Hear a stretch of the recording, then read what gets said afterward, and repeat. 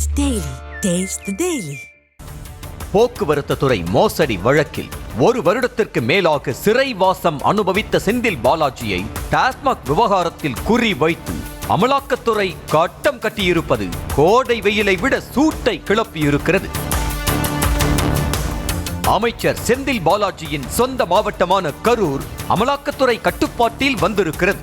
அந்த வகையில் அமைச்சர் செந்தில் பாலாஜியின் நெருங்கிய ஒப்பந்ததாரரான MCS சங்கர் ஆனந்த் என்பவர் வீட்டிற்கு கேரளாவிலிருந்து வந்த அதிகாரிகள் துப்பாக்கி ஏந்திய CRPF வீரர்களின் பாதுகாப்புடன் தீவிர சோதனை நடத்தினர். சங்கர் ஆனந்தின் அடுக்குமாடி குடியிருப்பில் சோதனை நடத்திய போலீசார் கீழே இருந்த பார்க்கிங் ஏரியாவை கூட விட்டு வைக்காமல் ஆய்வு செய்தனர்.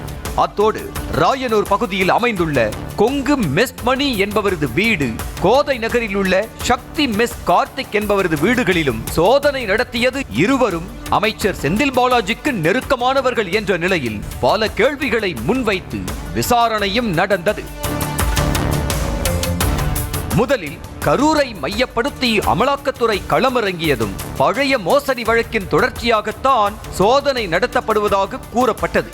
ஆனால் திடீர் ட்விஸ்டாக சென்னையில் டாஸ்மாக் நிறுவன தலைமையகத்திற்குள் புகுந்து சோதனை நடத்திய போதுதான் வேறொரு வழக்கு என்பது தெரிய வந்தது.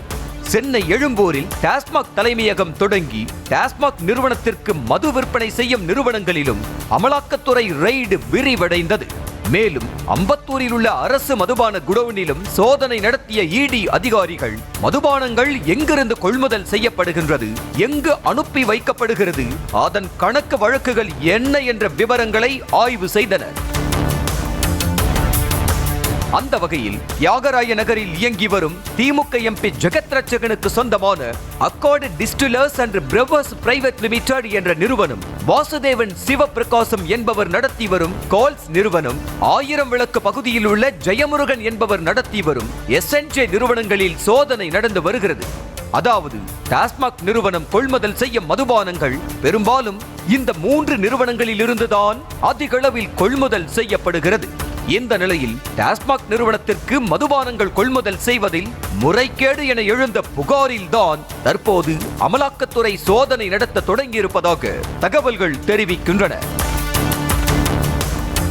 திமுக ஆட்சிக்கு வந்ததிலிருந்து மதுவிலக்குத்துறை அமைச்சராக செந்தில் பாலாஜி இருந்து வரும் நிலையில் மதுபான கொள்முதலில் முறைகேடு என அமலாக்கத்துறை சோதனை நடத்தி வருவது செந்தில் பாலாஜிக்கு கடும் நெருக்கடியாக மாறியுள்ளது.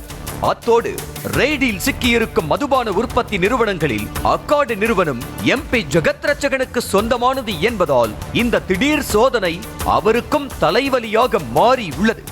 ஏற்கனவே ஜெகத் ரட்சகனின் சொத்துகள் அமலாக்கத்துறையால் முடக்கப்பட்டிருப்பதும் குறிப்பிடத்தக்கது.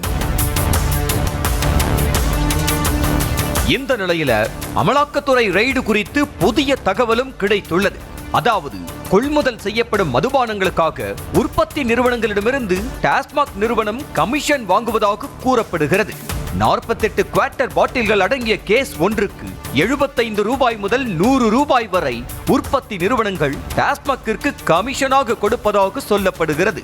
டாஸ்மாக்கிற்கு கமிஷன் கொடுத்து மதுபான உற்பத்தி நிறுவனங்கள் அதிக அளவில் மதுபானங்களை விற்று கோடி கணக்கில் லாபம் ஈட்டுவதாக சொல்லப்படுகிறது. ரெய்டு நடவடிக்கையில் சிக்கிய SNJ நிறுவனம் டாஸ்மாக் நிறுவனத்திற்கு 10 லட்சம் கேஸ் பெட்டிகளை விற்பனை செய்து வருகிறது என்ற நிலையில் ஒவ்வொரு கேஸ் பெட்டிக்கும் 100 ரூபாய் வரை கமிஷன் என கோடி கணக்கில் கொடுக்கப்படுவதாக பகீர் கிளப்பப்படுகிறது. இதே போல திமுக MP ஜெகத் ரட்சகன் நடத்தி வரும் அக்கார்டு டிஸ்டிலர்ஸ் மற்றும் பிரவர்ஸ் பிரைவேட் லிமிடெட் நிறுவனம் 6 லட்சம் கேஸ் பெட்டிகளை டாஸ்மாக்கிற்கு விற்பனை செய்கிறது என்ற நிலையில் ஒவ்வொரு கேஸ் பெட்டிக்கும் கமிஷன் கொடுக்கப்படுகிறதா? இந்த நிறுவனத்தில் நடத்தப்பட்டு வரும் சோதனையில் கைப்பற்றிய ஆவணங்கள் முன்னுக்கு பின் முரணாக குளறுபடியாக இருப்பதால் அமலாக்கத்துறைக்கு இன்னும் சந்தேகம் வலுத்துள்ளது. இப்படி மது கொள்முதல் மூலம் கிடைக்கும் கமிஷன் தொகையை பெற்றுக் கொடுக்கும் புரோக்கர் போல SNJ நிறுவனம் தான் செயல்பட்டு வருவதாக தகவலும் வெளியாகி உள்ளது. மதுபான நிறுவனங்களிடமிருந்து கமிஷனை வாங்கி சேர வேண்டிய இடத்தில் ஒப்படைப்பதாக கூறப்படுகிறது.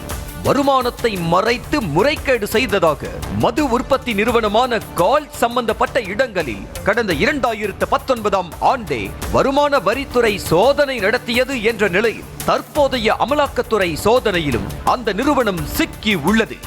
வருமானத்தை மறைத்த புகாரோடு சட்டவிரோத பணப்பரிமாற்றம் ஏதேனும் நிகழ்ந்ததா என்ற கோணத்தில் கால்ஸ் நிறுவனத்திலும் அமலாக்கத்துறை ரெய்டு நடத்தி வருகிறது. மேலும் டாஸ்மாகிற்கு கமிஷன் கொடுக்கும் நிறுவனங்களின் பட்டியலில் கால்ஸும் இருப்பதாக கூறப்படுவதால் அதற்கான ஆவணங்களையும் ஆராய தொடங்கியிருக்கிறது அமலாக்கத்துறை.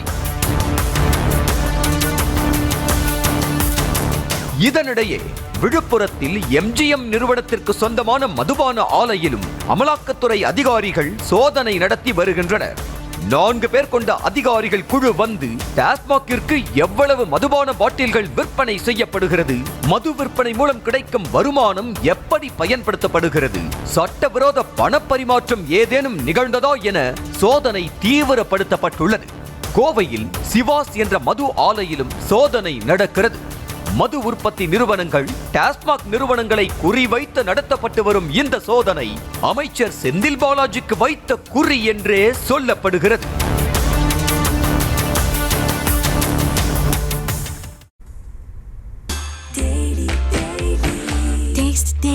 Taste the Daily.